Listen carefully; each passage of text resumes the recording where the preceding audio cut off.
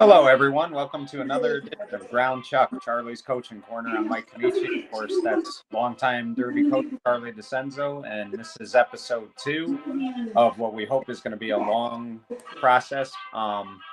Coach, I wanted to talk about Thanksgiving. It is Thanksgiving coming up, and one of the things I wanted to ask you first, though, you were obviously with the Derby Shelton rivalry for a long time, but you also got to experience the West Haven Fairfield Prep rivalry, and I know that they really didn't start playing Thanksgiving until the late 90s, so the rivalry was fairly new. But just talk to me about coaching that rivalry a little bit and what that was like. Yeah, it was very intense. I mean, you're right. There was not the tradition of the Derby Shelton game, nor were there some of the ceremonies that went on before the game, such as the luncheon and things of that nature. But it was very, very intense, and most of the time it had some implication in playoffs and things of that nature, whereas, the Derby Shelton game started well before the playoffs. So it was a little different in that regard. But there was one particular year at Fairfield Prep where we had to beat West Haven to get in. And then, of course, 4 days later, we had to play West Haven again. Yeah. And then that was it. Then we had to play them a second time within 4 days. So, but it was very intense. And, of course, West Haven is a very good football team. So it made for a very, very good game. And I would think on both sides of that, West Haven and Fairfield Prep, for those kids, it had to be like a strange feeling to play a team on Thanksgiving and, know that you're going to play them a few days later. I mean, it had to be strange for those kids to do that. Yeah, and we had a good run that year. And like I said, we managed to beat them Thanksgiving Day and in the following game that we played. But indeed, at the time, you didn't know exactly who you were going to play because all the points, a lot of times on Thanksgiving Day, things change a little bit. But it kind of looked like we were going to wind up playing them again, and sure enough, we did. So that is a little tough when you play somebody, 4 or 5 days after your victory, So many times we worry about, having to replay somebody. And when you have to do it within 4 or 5 days, it makes it even tougher. Right. So, Coach, let me ask you, did you understand the Derby Shelton rivalry as a kid? I mean, I know you played in it, but as a young kid, did you kind of grasp it, or were you just too young to really appreciate it? Well, I think early on, it was just a special day because it's Thanksgiving. Your dad would take you to the game or something like that because, my dad wasn't the greatest sports follower, but he did take me to a few of the games, things of that nature. But Thanksgiving was always different, And again, back then when we were kids, and even when I first started coaching, there were no playoffs. So Thanksgiving Day, that was the last day. That was the last day kids were going to get dressed up to play. 95% of those kids or 90% of those kids were not playing in college. This was going to be their last football game, and it meant a lot. Right. So, Coach, I'm not going to go in any particular order, but I'm just going to bring up some games to you. And I'll start with 1963. It was a hard-fought 16-8 victory. And I believe in that game you had a big block punt. But just talk about that game because, the previous year you guys had your way with Shelton. You really did. But this really was a tough game. And it also secured probably Derby's first winning season. I know they went 4-1 in 1961, but it was their first season over 500 in a very long time. Yeah, we played it at Ryan Field. It was, typical Thanksgiving Day. It was kind of overcast and breezy and cold, and it was a hard-fought game. Earlier in the game, they lined up to punt, and we were kind of like in a punt-safe kind of situation. And for some reason or other, it looked to me like they messed up their blocking because there was like an opening and no one really blocked me. But again, you're a little cautious. You're not going to do anything crazy. So I didn't. But then later in the game, I said, I'm going to take a shot. If they block me, fine. If they don't, we'll see what happens. And luckily, they I think, made the same mistake. And I just went right through, blocked the punt. And it was down toward their goal line. Maybe the ball was blocked on the 25, 30-yard line. And ironically, Jimmy Venanto, who turned out to be later on the AD at Shelton, he recovered the ball for a touchdown, and that's basically how he won the game. Then, of course, we still had to hold them. That was, I think, maybe early in the fourth quarter or something like that. But it was an exciting game, obviously, and I was very happy to have played a part in it. And anytime you beat Shelton on Thanksgiving, it's a great feeling. But there was so much riding on the line in that game because, again, you want to have that winning season. And then once you guys were victorious, I believe that team beat Seymour, Shelton, and Ansonia all in the same season. And back then, Coach, I know it was important to win Hoosier championships, but it was really important to be the champion of the Valley, and you guys were that year. So yeah, and I think early, when I started, like as I told you last time, my first time playing was when I was a sophomore. Winning the Hoosier was a tall task at that point. Our program wasn't there yet, and I think you're right. The immediate goal was to beat the Valley teams. And I think that's one of the reasons why the Valley rivalries were so intense at the time. As Mr. Carbone and Coach McAllister got the program on good footing, then I think we started to think a little more about, winning the league. But at the time, North Haven, East Haven, they were more or less the kings of the Housatonic League back then. Right. So, Coach, I was always curious about this. One of the things that could be tricky about Thanksgiving is in many years past, there was always a bye the week before. And I always felt like that made it difficult, especially for a head coach, to try and maneuver it right. So you're getting the kids prepared just in the nick of time to play that game. Was it challenging for you as a coach? It was. I think that was one of my weakest points. I tried everything. I tried giving the kids a few days off after the ninth game. I tried. John D still makes fun of me because we used to say, well, if the game were being played on Thursday, then Wednesday was a Friday, Tuesday was a Thursday. And D said, what are you doing? He used to make fun of me all the time. But we used to try to back it up like that so we prepared in a normal fashion. But it was that break. I'm sure for some teams it was helpful, maybe if you had some injuries and things of that nature. But I kind of like the rhythm of playing and then getting ready, and 4 days later, or 4 or 5 days later, you're playing again. So it was a difficult task, and like I said, I tried it many different ways, giving the kids a few days off, just letting them come in for films, doing a little weightlifting. The next following year, don't give them any time off. We tried it all, but it was it did break your rhythm a little bit. And then when the playoffs came in, the irony of it was you had to quickly turn around and play that Tuesday night, I think it was.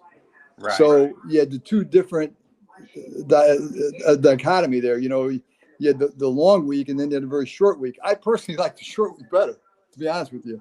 I'd rather go in there and play. Yeah.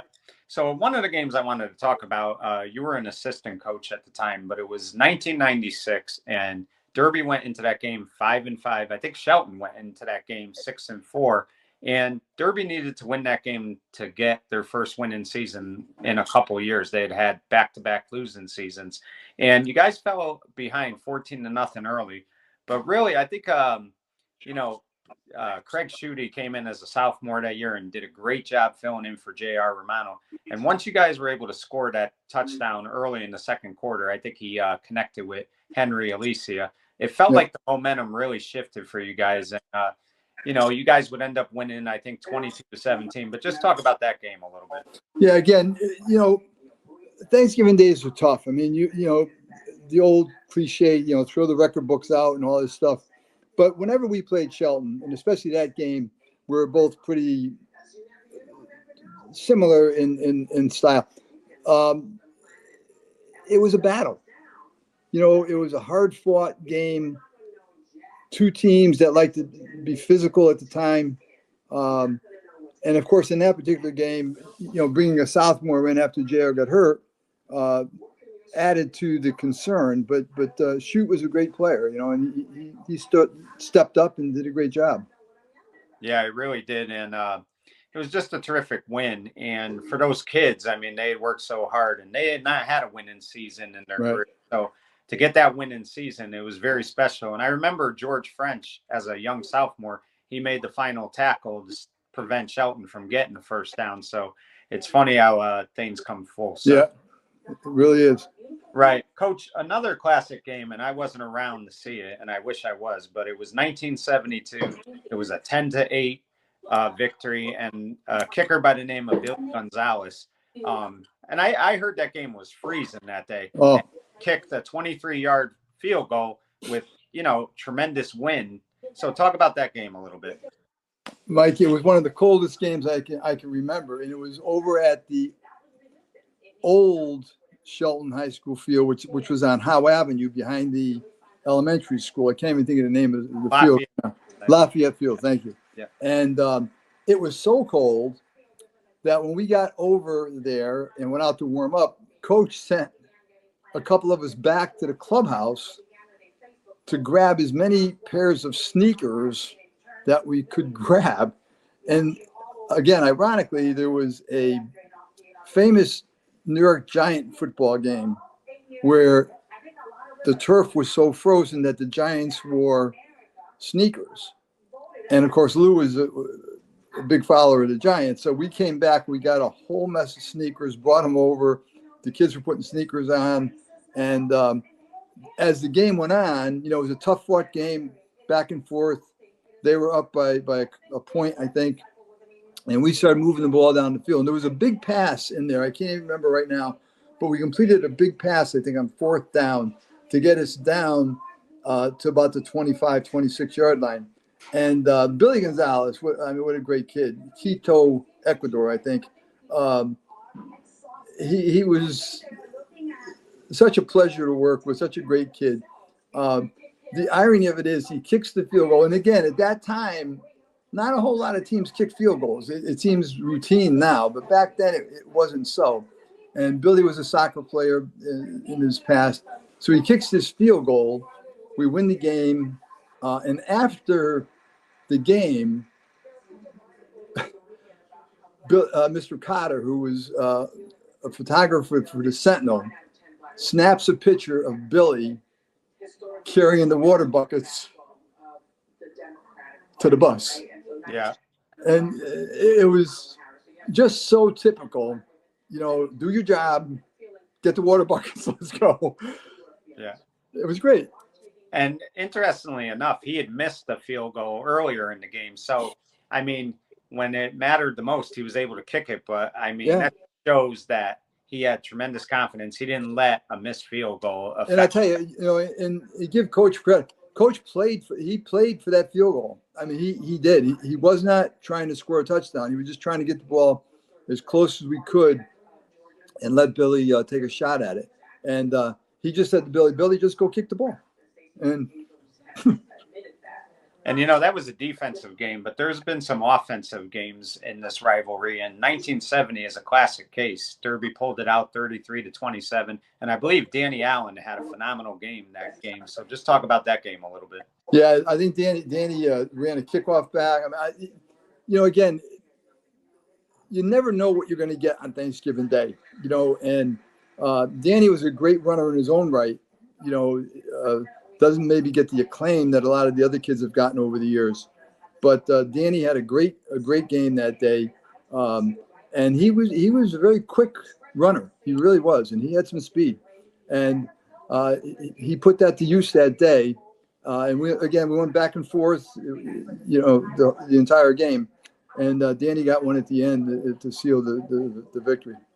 Yeah, and he always told me, too, that that season bothered a lot of him and his teammates because they had a couple losses. Derby hadn't lost in a while. So they were really playing with a chip on their shoulder. And he took that Thanksgiving game personal because Shelton was, according to him, Shelton was saying, this is the year we're going to knock you off. Yeah.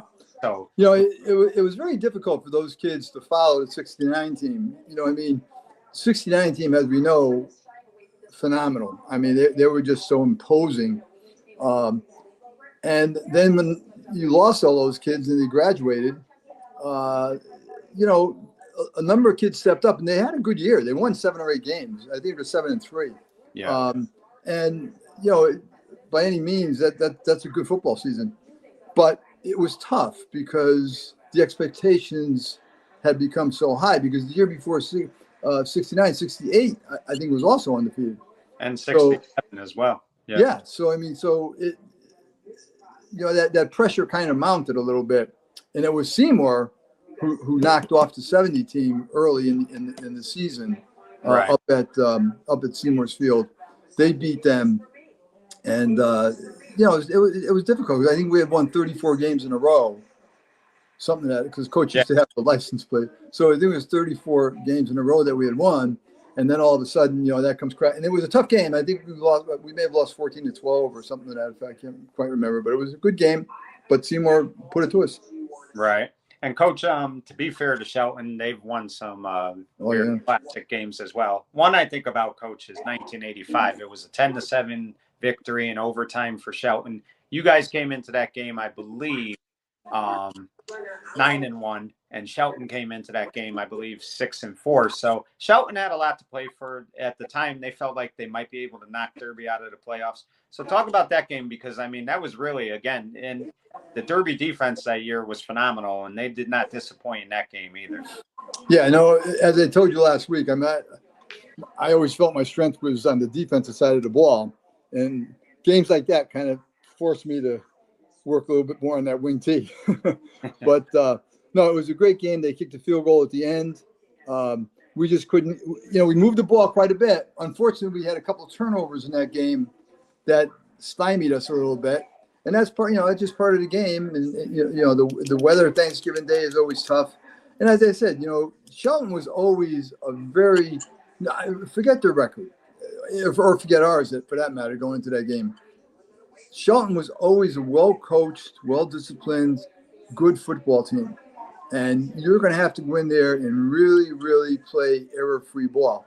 And, we just were not good enough to overcome a couple of turnovers in that game. And, hats off to Shelton. They were able to make a couple more plays than we did. Yeah. It was a tough loss, and it worked out. And I talked to Coach Sponheimer last night. I talked to him about Thanksgiving games, and he said in a lot of ways, they helped you guys get in because they got beat by Naugatuck. So it's funny how things work out, because for them, they were going home and that was it. And by them losing, it gave you guys one last game, which was good because you want to end the season with the win. Right. Exactly. Yeah. So, Coach, another game that stands out to me is 1989. Derby was 6-3. Shelton was 3-6, and it had snowed on Thanksgiving, so the game wasn't played till Saturday. And that was really an offensive struggle, that game, for both teams. I think you guys finally scored early in the fourth quarter on a field goal, and then Shelton, towards the end of the game, got 2 touchdowns. One was on a fumble, and then actually both of them resulted because of fumbles. So, I mean, talk about that game a little bit, because that's one of those games where you kind of look at it and you say, we kind of let that get away. Yeah, that was a very disappointing loss. I don't want to say we had control of the game, but given the field, because the field was tough. I mean, the public works did a phenomenal job of clearing the field, getting the snow off and everything else. But, then you get a little bit of sun and the mud, and it was a very difficult field, and both teams were having trouble moving the football. We did get the score. We're ahead, and we were trying to control the ball. And this is one of the reasons why I think people dubbed me Ground Chuck. I called for a pass. Our quarterback got bumped as he was throwing the ball. Ball went up in the air. I think they caught it and ran it in for a pick 6. And then, so we were behind now. They kicked off to us, and we had a pretty nice run back. But unfortunately, when our runner got hit, he fumbled the ball. They recovered it, and they went in again. So it was one of those things, where the football gods sometimes are on your side, and that was one of them. Yeah, and what was disappointing about that, Coach, was that team had started off very slow to start the season, and at one point they were 3-3, and then they had a huge win against Seymour, and then a major upset against North Haven, who was undefeated. So you kind of wanted to see those kids end their career on a Yeah. winning note because they had like people forget they had two hard fought victories back to back, and it kind of turned what was a disappointing season into a special season. Right. And as I said, it's very difficult, after a game like that, Mike, again, Thanksgiving is such a special day, but the emotions are raw. The game is over. You've lost. You're in the clubhouse. Kids are upset. You're trying to kind of put it in perspective for them. That listen, we had a good year. We worked hard. We've matured. We've taken a step toward maturation. And but it's hard. I mean, it's really difficult kind of to say goodbye, and the season's over. We'll come back on Tuesday and hand in our stuff. It's difficult, but I think that's why, Thanksgiving Day is important. I think that's why football is important because you get that team concept and, everyone's pulling for the good of the team. And it means a lot. It means a lot to the kids. It means a lot to the communities. And unfortunately, someone's going to win, someone's going to lose. Part of our job as coaches and educators, we have to teach the kids to handle both with grace. Not just we're not going to be boasting when we win, and we're not going to hang our heads when we lose. We gave a good effort. That was a great game. I'm sure the spectators enjoyed it, but for us, it kind of ended up on a sour note. Right, exactly. Now, Coach, one of the things I never liked is when games end in ties, and a couple Thanksgiving games ended in tie. Now, one of them was 1971, and I think that was the first time that Shelton, they didn't lose to Derby in a long time. I would say probably 64 was the last time Shelton had beaten them until that 71 tie, which was 8-8. Then the other one, in a lot of ways, I felt like it was a victory for Derby. It was 1998 in a rainy, messy field, and Derby tied Shelton 7-7. I think Gene DiGiovanni had a phenomenal game that day. So just talk about those two games a little bit. Yeah, that game. I think Orlowski was a sophomore, junior, and he was a player as a sophomore. He was really good. So we had put in a lot of time. The weather, I think, did help us a little bit. There was a case where it was rainy, it was sloppy, the field was wet, and we were able to stymie them a little bit. We got the one score, and we just held them. And I know toward the end of the game, they were driving down, and we made a big stop. And it was very intense. After the game, we had to make sure the kids were all, we're going to line up and shake hands and stuff, and just be gentlemen about it. But it was a very intense game. Yeah, it really was. And I believe Shelton was getting ready to kick a field goal as well, and there was a bad snap. Right. Yeah, and Derby was able to secure that tie. And Derby had not had a great year that year, and Shelton had still had an outside shot to make the playoffs. So for Derby, being able to play with them on their field and tie it, like I said, it felt like a victory for Derby that day. No, it did. I mean, you never want to talk about moral victories and things of that nature, but sometimes you go in, you have an uphill battle, and to be able to pull even a tie is rewarding. I mean, they were dominant. They were supposed to beat you. I mean, and we had seen many times in the past where we were supposed to win and didn't. So it was rewarding to a certain degree. Right. Now, Coach, you weren't on the staff for this game, but I am sure you attended the game, and it ended up being John Oko's final game as head coach. And again, Derby went into that game at 2-8, and Shelton went into the game 8-2, and Derby fell behind early, 12-0. But boy, they battled back, and what a thriller it was. They ended up winning 13-12 and had Adam Mannon, who had never kicked an extra point in his life, kicked points. So talk about that game a little bit. Yeah, I'll tell you what, John D always talks about this game because D used to take care of our kicking kids, and he used to take them out before the games, and the punters, the extra point kickers, and whatever. And after practice, he would stay out an extra 10 minutes with the kickers and things of that nature. Well, in this particular game, getting ready for this game, Manny wasn't our kicker, wasn't the kicker, and D would let him take a couple kicks after practice. So when it got to this point, he said to Oak, let Manny kick it. Now, to this day, poor Oak says, I never realized he hadn't kicked an extra a field goal before. And it was a muddy, wet, cold day, windy, and he just drilled it. And he turned the whole game around. Derby won. It was a tremendous upset.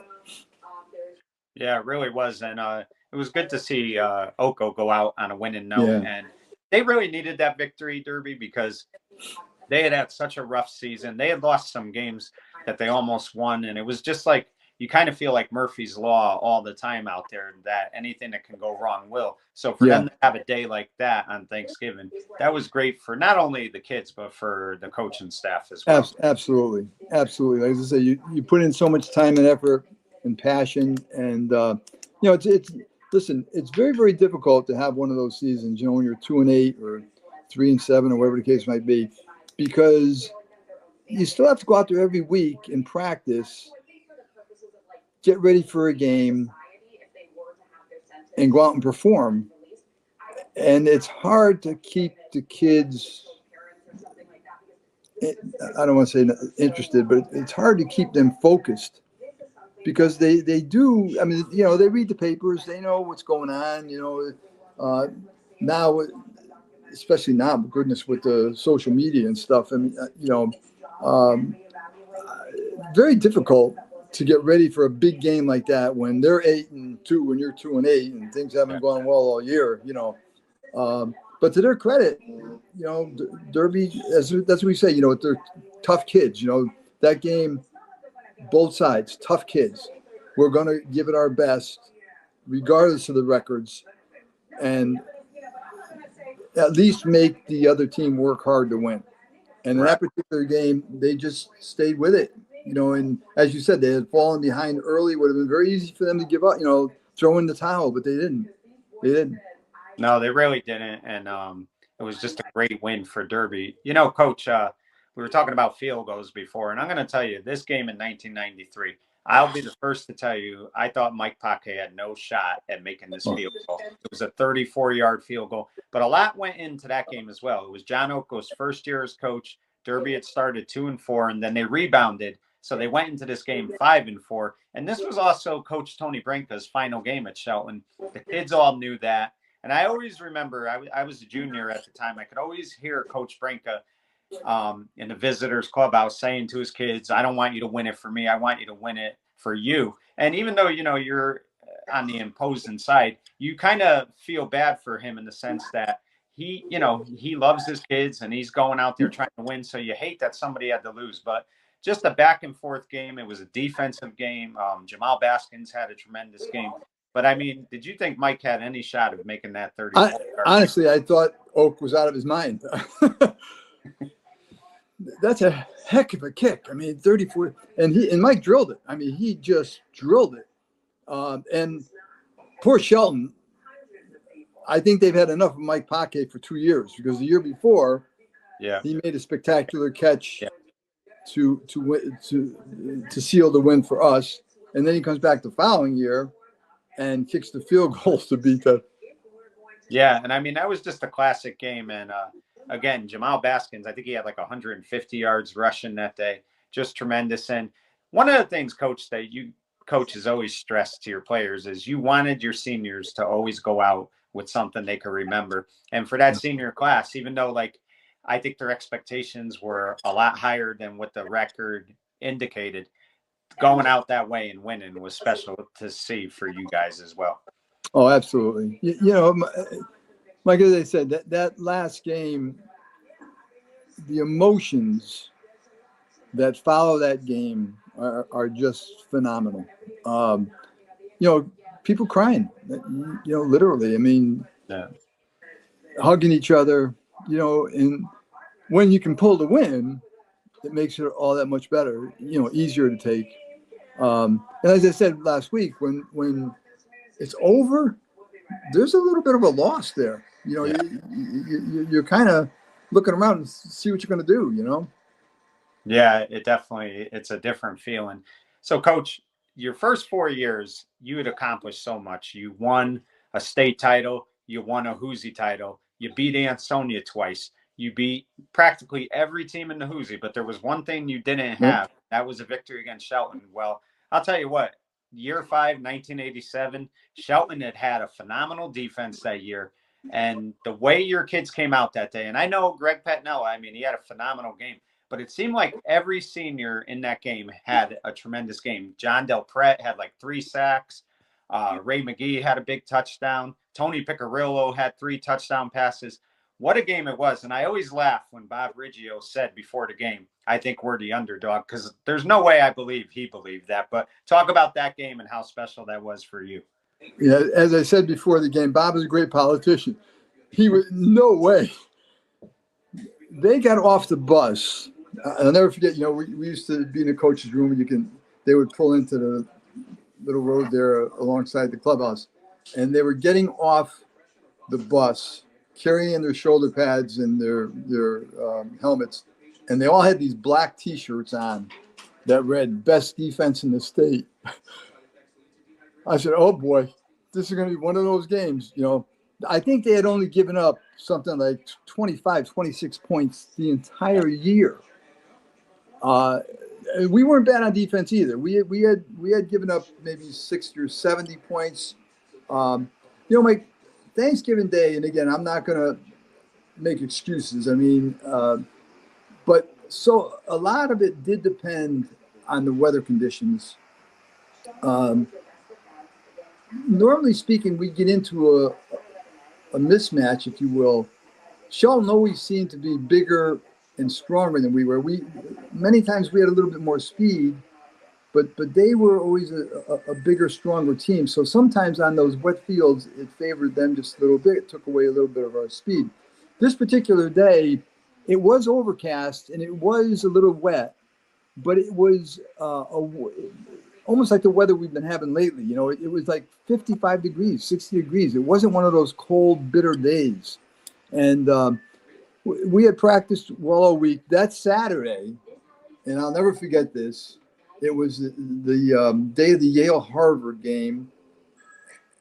Mike, it was one of the coldest days I can ever remember being on a football field.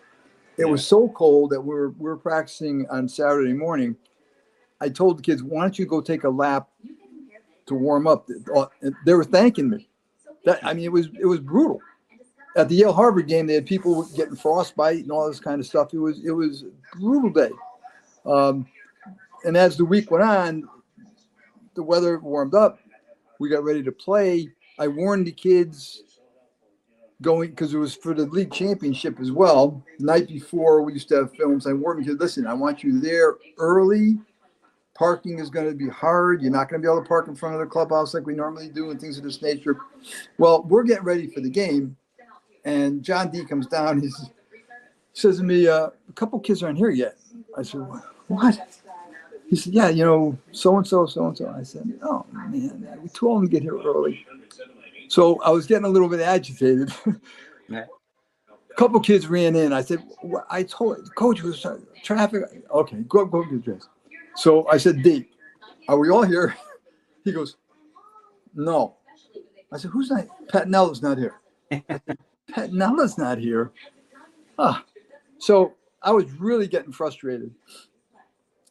And we used to have this equipment room down at the bottom of the clubhouse where the kids had to go up the staircase.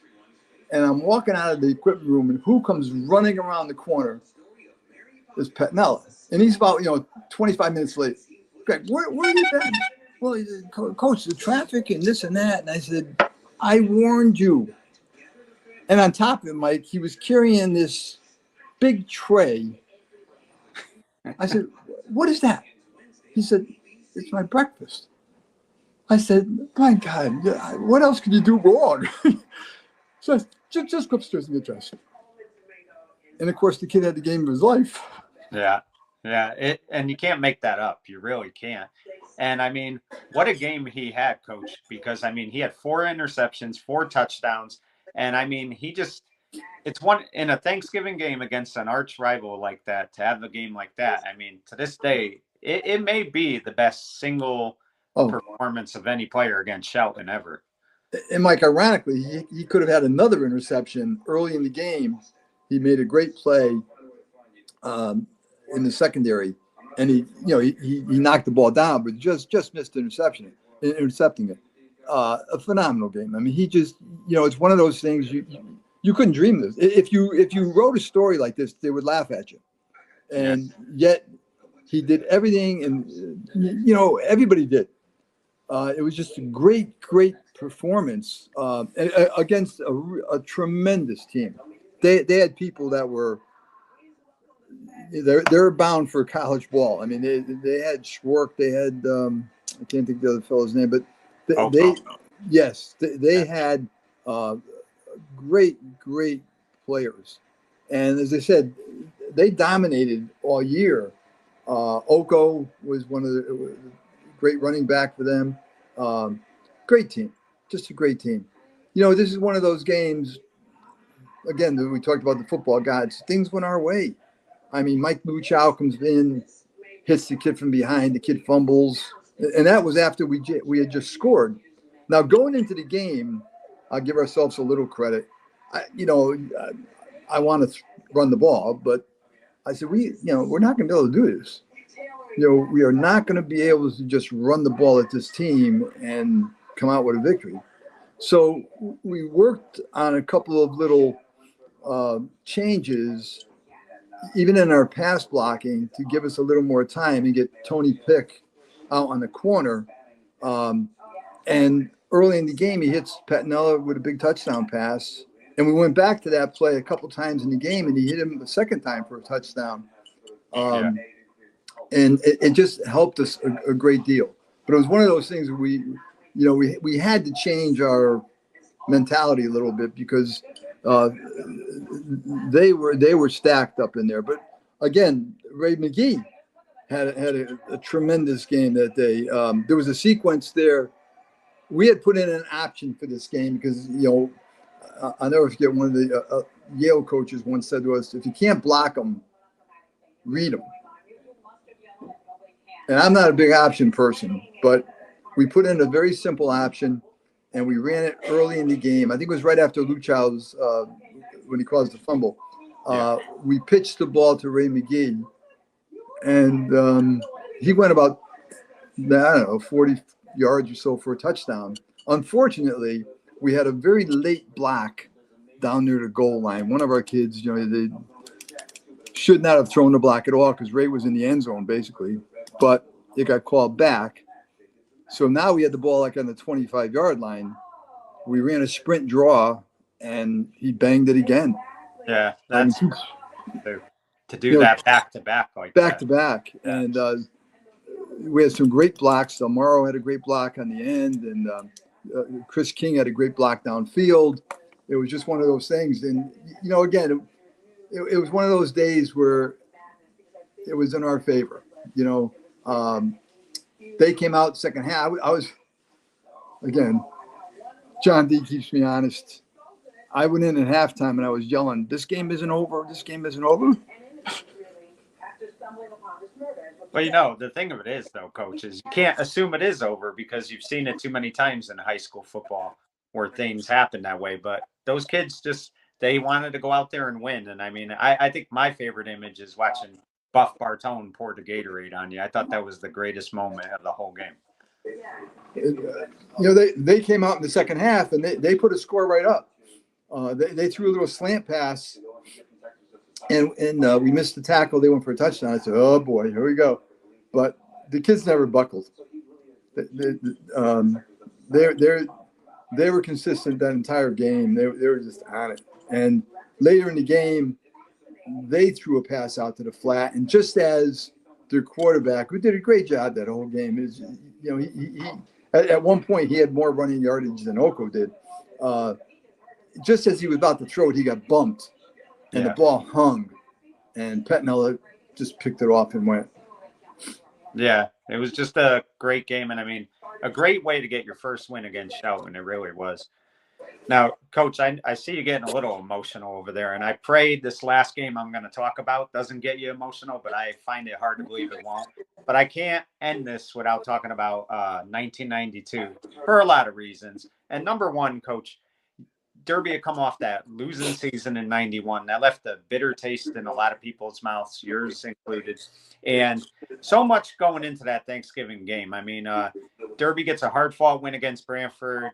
They secure a winning season again. But there was also some sadness, as we all know. You know, your father had passed away that night. And then, of course, Frank Alou was not at this Derby Shelton game. The game had got postponed due to rain, and he had already made commitments to be with his family out of state. And it was really your call. You're the one who told him he needed to go. He was going to stay, but you felt like he needed to be with his family. But just talk about that game and the emotion throughout the week that you were going through, because I think in a lot of ways, too, you probably felt this was your last game as a head coach. Yeah, this was, it was a tough week. It was tough for everybody. I mean, Frank, unfortunately, had lost his wife earlier, and, he was going to go out to Ohio to be with his daughter and son-in-law. And unfortunately, the game, again, was delayed, and, we were going to play it on Saturday. And, Frank had this little bit of a conflict. We didn't see it as a conflict at all. We've always, one of our basic rules, family first, and it was just imperative that Frank went to be with his family on that day. And he had prepared the kids. Frank was in charge of our secondary and our defensive backs, and he prepared the kids all week. And John Oko was working with him, so we felt that we were comfortable knowing what to do in given situations. Then, of course, unfortunately, my dad, right after the Brantford game, he was driving home. He unfortunately had a heart attack and passed away. So the kids came over the house, and it was a difficult time for me, my family, and all of us. And we had the wake, the funeral that week, so it was a tough 10 days. Honestly, the game was kind of a relief, to get your mind off of everything. And this was the game I was talking about before, where Mike Paquet makes that great catch in the end zone. I was able to watch that game a while back, and Tilk was our quarterback. And I was watching that final play, and when he threw the ball, I'm saying to myself, "Oh my God, Mike was covered." Yeah. And the two kids, Mike went up, and the kid from Shelton went up, and somehow or another, Mike came down with the ball, and then we had hold on for a couple of minutes after that, and I think we had an interception at the end to seal the win. But that was a very emotional, tough game. I really didn't go into that game thinking that was going to be my last game. Yeah. That's another whole. We can do a whole day on that affair, but that wasn't was not in my mind. I had thought things were going to go a different way, or maybe I hoped they were going to go a different way, but it was a great win to go out on. That's for sure. Yeah, and I mean, so many like I said, human interest stories that really stand out. And you had talked about it the last time we talked. They had the bonfire the night before. Ronnie Leno had brought that back, and so these seniors too, Coach. And eventually we'll talk about that season, but just to touch on them a little bit, they really worked as a group to make that season special, and that's why I feel like they won some games maybe they wouldn't have won in other years, because they stuck together and their attitude was team, and it's got to be about the team. They weren't about individual stats. And you got so many great games out of so many kids maybe you didn't expect to have when the season started. And that Shelton game, winning that game, I mean, it was great to see them go out that way because they really played hard for you that year. Oh, there's no question.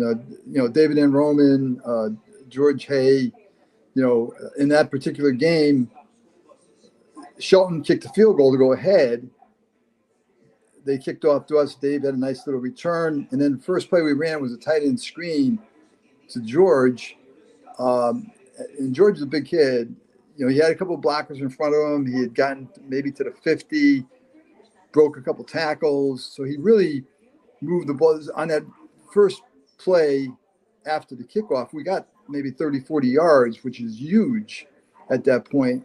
So we got down maybe to their 30, 25. I can't remember exactly which, but, close enough where we say, okay, we have a shot at this.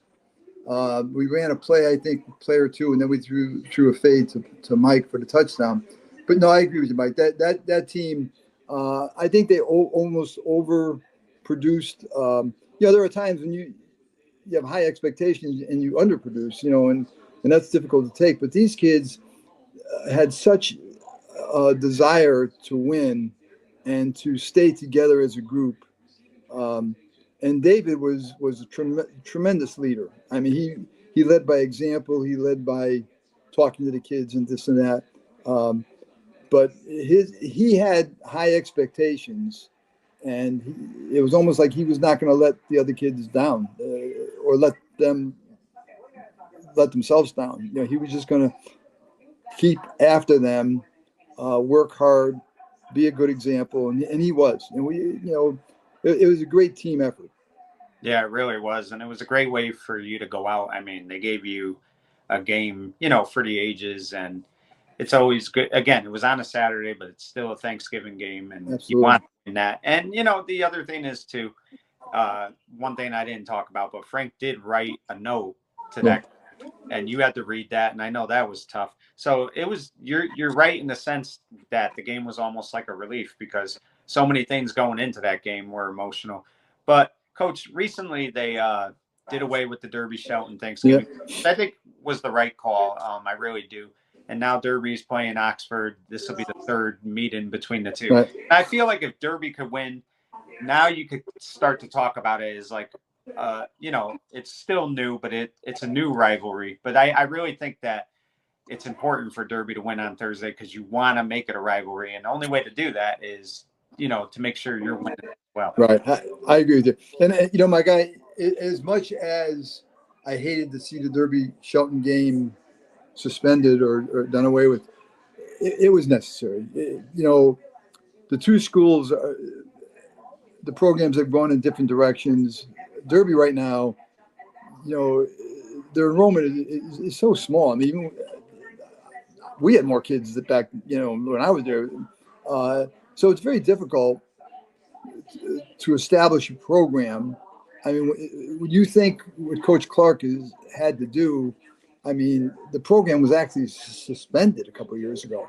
I mean, now to pick up those pieces and rebuild, he's doing a great job. I mean, I know people are impatient, but that's hard. Yeah. I mean, it's hard to go from when you have an established program and you have a bad year, and then you come back the following year and you have to rebuild. That's one thing. But when you have to pick up the pieces after your program was suspended because you didn't have enough kids or the safety of the kids, that's difficult. Yeah. So I take my hat off to him. He's got kids out on the team. They started off the year this year very well. They ran into a buzzsaw later on. But I agree with you. I would love to see them pull this off, get a win, and then you said, right, now we got a little bit of a rivalry going here. It's hard to have a rivalry when someone wins all the games. Yeah. But if you can get a win, it would be a nice boost for him in his program. And again, I'd love to see the Derby Oxford game become the same rivalry that the Derby Shelton game was. At least we have two schools similar size, at least, playing each other, giving both teams a fair shot at it. Right, and plus they're in the same division as well. League, yep. And you want to see that. And that's the other thing with the Derby Shelton game for the last 15 years. Derby was in another league. Shelton was in another league. So really, there was it was obviously pride, but that was all that was riding on it. So, Yeah. yeah. No, absolutely. Yeah. Well, Coach, thank you again, as always. This was a lot of fun. I'm sure you'll be somewhere on Thanksgiving, but if I don't see you, have a great Thanksgiving, and I appreciate you giving me some time again. You too, Michael. Sorry for all the emotion, but that's Oh, no, believe me, the Derby people love it, and that's what it's all about. And there you have it, folks. That was Ground Chuck, Charlie's Coaching Corner. He's Charlie DeCenzo. I'm Mike Kenichi. Good night, everyone. Thank you. Yeah.